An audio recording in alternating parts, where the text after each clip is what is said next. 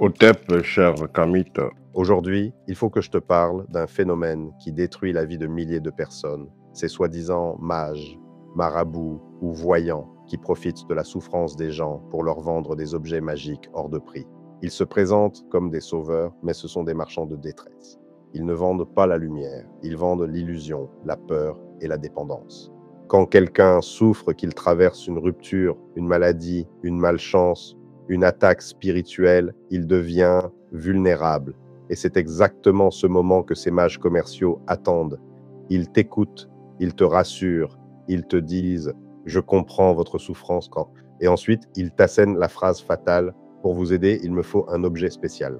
Et là commence la manipulation. Ils te disent que cet objet ne peut pas être trouvé dans ton pays, qu'il vient d'un temple secret, d'une montagne sacrée, d'un vieux grimoire ou d'une lignée mystérieuse. Ils rajoutent du mystère, de la rareté, de l'urgence. Et toi, parce que tu souffres, parce que tu veux une solution, tu y crois. Laisse-moi te donner des exemples concrets. Le premier, c'est ce mage sur YouTube qui vante une bague enchâssée d'un esprit de chance. Prix 20 000 euros, 20 000. Il te promet que la bague attirera la richesse, la réussite, la protection.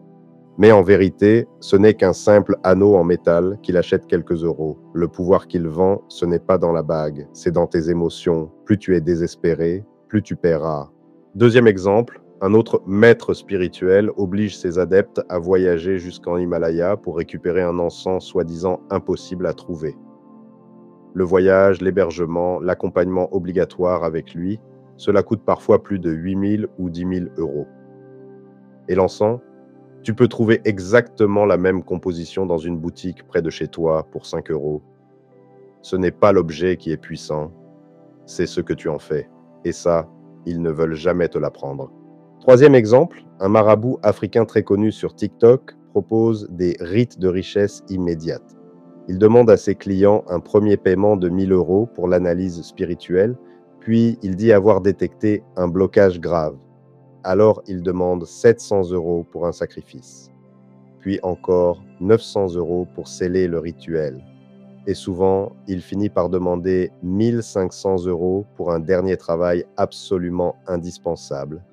Et quand la personne n'a plus d'argent, il disparaît. Pourquoi? Parce que ce n'était pas un rituel, c'était un business. Quatrième exemple, une femme m'a raconté qu'un mage lui a dit que son mari était ensorcelé et qu'il fallait acheter une huile spéciale à 550 euros pour le libérer. Elle l'a acheté. Puis il lui a dit que pour réparer le mariage, il fallait une seconde huile à 1 200 euros, puis un collier, puis une poudre, puis un rituel extrême. Elle a tout payé. Et au final, son mari est parti avec une autre. Le mage, lui, a acheté une nouvelle voiture. Tu vois le problème? Ces gens ne t'apprennent rien. Ils te vendent des objets au lieu de t'enseigner la lumière. Ils te rendent dépendant au lieu de te rendre autonome. Plus tu souffres, plus ils gagnent. Un vrai guide spirituel te montre le chemin pour te libérer toi-même. Il t'enseigne à activer un symbole, à purifier ton énergie, à comprendre le sens d'un rituel. Il te montre comment utiliser une simple bougie blanche, un verre d'eau, un encens ordinaire. Il te montre comment t'ancrer, comment respirer, comment demander à la vie de te rééquilibrer. Et surtout, il ne t'affame pas financièrement. La vraie spiritualité ne te ruine jamais, elle te reconstruit. La vraie lumière ne te demande jamais de payer des fortunes, elle te demande de travailler sur toi. Les objets exotiques ne servent à rien si ton esprit est vide. Les encens venus du bout du monde ne valent rien si ton intention est confuse. Les bagues soi-disant chargées n'ont aucun effet si ton âme n'est pas alignée. Ce que ces mages ne te diront jamais, c'est que le vrai pouvoir est en toi, pas dans leurs produits, pas dans leurs boutiques, pas dans leurs prix exorbitants.